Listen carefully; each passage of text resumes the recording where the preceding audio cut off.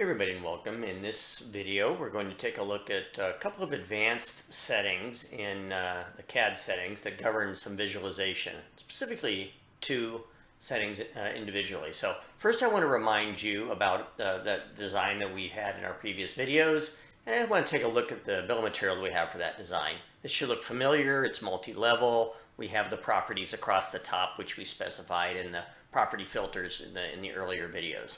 So here's what our BOM looks like.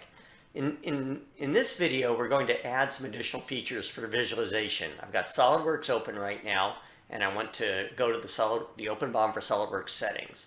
The first setting I want to draw your attention to is enable the 3D viewer. Your CAD system may or may not have this. I'm using SOLIDWORKS here now, and I'm going to enable a 3D viewer. This is going to put a link to a 3D viewer in the BOM, and we'll see what that looks like in a moment. The second area for visualization I want to point out here is cloud settings. With the cloud settings in OpenBOM for CAD, we can specify certain file types that we want to send to the cloud and then link back to our bill of materials. For SOLIDWORKS, we've got these file types here available. In other systems, you may have DXF or some other file types available as well. So I'm going to choose my preferred cloud storage, which is Google Drive, click on Authorize, and go ahead and authorize OpenBOM to send data to my Google Drive. So I've got those two settings now enabled. I'm going to return back to this familiar design and update the bill of material. So keep in mind that our previous bill of material that we just looked at had just those properties across the top and the items that we put in it in the previous video.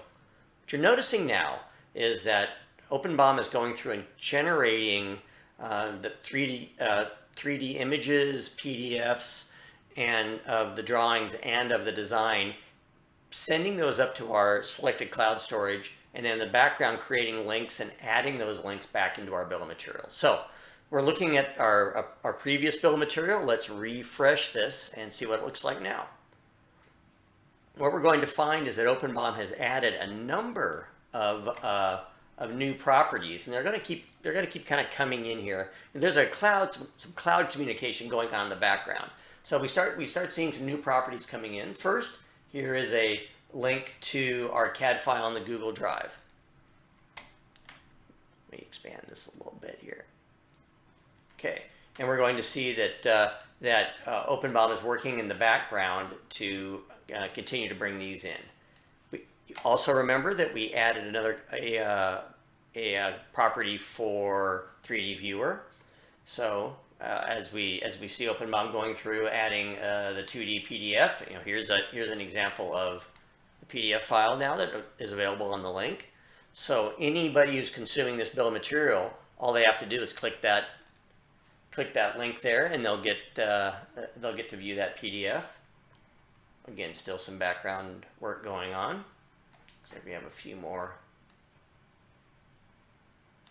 coming in.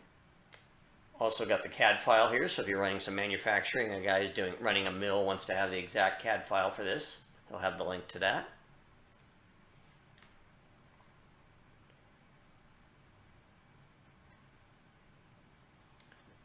And finally, we see that we're starting to bring in the CAD files.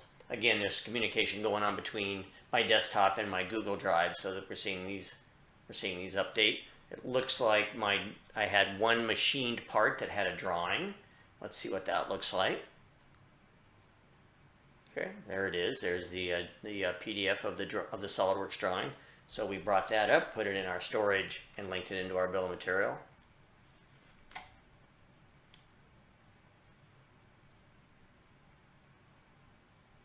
And then finally, we'll get another column that has a 3D viewer. So what I want to point out is that using these advanced settings in your CAD system, you can govern whether or not consumers of your bill of material can get 3D viewing representations or cloud file storage to go along with the BOM. So I hope you found that useful.